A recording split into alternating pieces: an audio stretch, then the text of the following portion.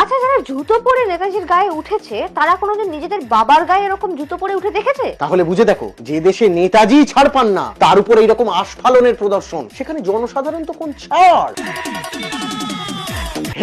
এইমাত্র এখান দিয়ে একটা রামনবমীর মিছিল গেল, দেখলাম। তাই? আরে তবে আর কি, তুমি একটা জিনিস খেয়াল করে দেখেছো? দুর্গাপুজো গেল, ঈদ গেল, বড়দিন গেল, কেক, সিমাই, খিচুড়ি সব গেল, কোথাও কিচ্ছু হলো না। কিন্তু শুধু রামনবমী এলেই আমাদের এই শহরটা এরকম বডি বিল্ডার হয়ে ওঠে কেন বলো তো? এটা শুধু উৎসব নয়, এটা জিম ফেস্টিভ্যাল। শক্তির সঙ্গে ভক্তির একটা কোলাবোরেশন চলছে। ঠিক, ভক্তি এখন ডাম্বেল তলে বটে। তুমি একটা জিনিস লক্ষ্য করেছো? অন্যান্য উৎসবে কিন্তু দেবদেবীরা খুব আত্মবিশ্বাসী। কিরকম? তুমি দেখো, দুর্গাপুজোর মা আসেন বেশ নিশ্চিন্তে, ঈদের সময় আল্লাহ থাকেন বেশ আরামে, বড়দিনের সময় যিশু বেশ শান্ত প্রকৃতির। শুধু রামনবমী এলেই মনে হয় ভাই একটু জোরে চেঁচান তো, নইলে রাম ঠিক শুনতে পাবেন না। আরে না না, শুনতে পাবেন, কিন্তু শোনানোটা তো আসল উদ্দেশ্য নয়।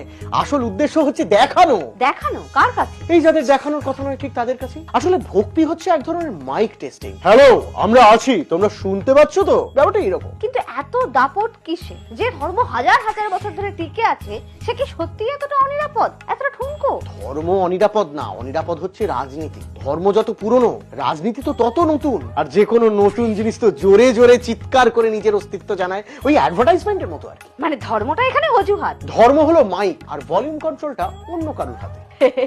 এটা বেশ বললে। কিন্তু তবে আমি একটা জিনিস বুঝি না, যে রাজ্যে একসাথে এতগুলো উৎসব হয় সেই রাজ্যে হঠাৎ করে একটা উৎসব পাওয়ার শো হয়ে ওঠে কিভাবে? কারণ শান্তি দিয়ে তো ভোট হয় না। শান্তি খুব আনরোম্যান্টিক জিনিস।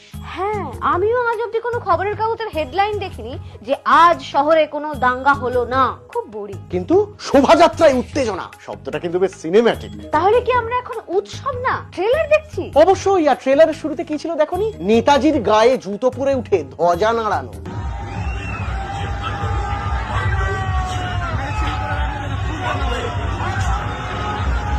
আচ্ছা, যারা জুতো পরে নেতাজির গায়ে উঠেছে তারা কোনোদিন নিজেদের বাবার গায়ে এরকম জুতো পরে উঠে দেখেছে? তাহলে বুঝে দেখো, যে দেশে নেতাজি ছাড় পান না তার উপরে এইরকম আস্ফালনের প্রদর্শন, সেখানে জনসাধারণ তো কোন ছাড়। কিন্তু এই আস্ফালনটা কিসের? এটা অনিশ্চয়তার আস্ফালন। যে আত্মবিশ্বাসী সে মন দিয়ে শুধু প্রার্থনা করে, আর যে ইনসিকিউর সে শুধু চিৎকার করে। তাহলে সমস্যাটা আমাদের রামনবমীর না, সমস্যাটা আমাদের রাজনীতির। এক্স্যাক্টলি। এই এই এই চুপ চুপ।